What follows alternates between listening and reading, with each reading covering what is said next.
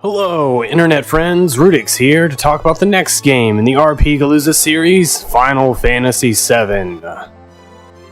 So let me get started by saying that, much like Final Fantasy VI and Chrono Trigger, I actually didn't originally want to include Final Fantasy VII as part of RPGalooza, simply because I've played through the game more times than I care to count. But, much like all the Final Fantasy games on the list, I included it anyways just because of the number of submissions it received. Having gotten that out of the way, let me talk about my general feelings towards Final Fantasy VII. My favorite aspect of the game is actually the music. I used to watch a lot of speedruns of the game simply more as background noise during whatever I was doing because the music is really good. Secondly, I love the materia system. I prefer the class-based system that most of the other Final Fantasy games utilize, but the materia system is great in its own way. One of the things I think people overlook with their first playthrough of the game is how equipping materia changes your stats. Materia is cool on its own, but the stat changes really got me thinking about what materia to equip on multiple levels beyond just making sure I have a character with things like Ice 2 or Fire 3. Things like being careful not to equip too many summons because they tend to reduce your max HP by a lot, or too much of different magics that reduce your strength can easily play a determining factor in some of the more challenging fights. It was a really great system that I hope they don't mess up too much in the remake. So at this point, let me get into what I don't like about this game.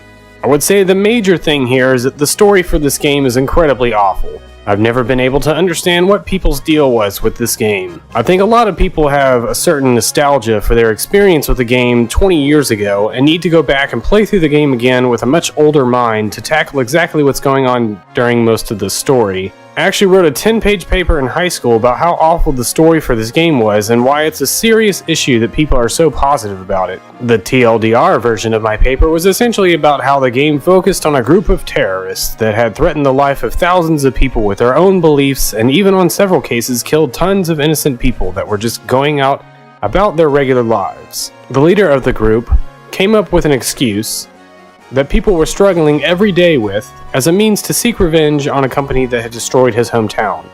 I got so excited in my playthrough for RPGalooza when I got to the part where Cait Sith actually tears into Barrett for essentially just using a whole bunch of people to destroy this company and then sacrificing all these different lives of various people because of it.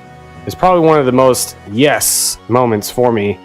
As I was not a big fan of, especially the first section with Midgar and everything. And not only is the leader an awful person, but the entire cast in general is a collective group of some of the most socially outcast stereotypes imaginable. I could go on for an hour on why each individual party member is incredibly awful as an individual, but instead I'm just going to focus on the one that bothers me the most.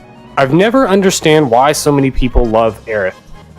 She's the kind of person that shows up in your yard at 3 a.m. throwing rocks at your window just hoping to get to see your face for a moment. And out of the entire cast, she's probably the most mentally bonkers, and she just constantly does really weird and creepy things that if you saw someone doing in real life, you would probably question why they weren't in some sort of mental health center. And despite how incredibly loopy and overly attached girlfriend she is, everyone seems to love her. About 90% of the people I talk to about this game talk about how sad they were when she dies. My first comment after seeing Cloud push her into the water to drown was, "Thank God she's gone," because I wasn't sure how much more of her I could tolerate. Anyways, despite how I feel about the story and the characters, the game as a general collective of things wasn't that bad. As I mentioned at the start, I've actually played through the game several times at this point in my life. It's a fun game despite the problems I have with it, so for RPGalooza I gave it 3 out of 5 stars. And as the release of the remake slowly creeps forward, I look forward to seeing how they handle the story given how much of it is more relevant to a lot of modern day events as opposed to 20 years ago when the game first came out.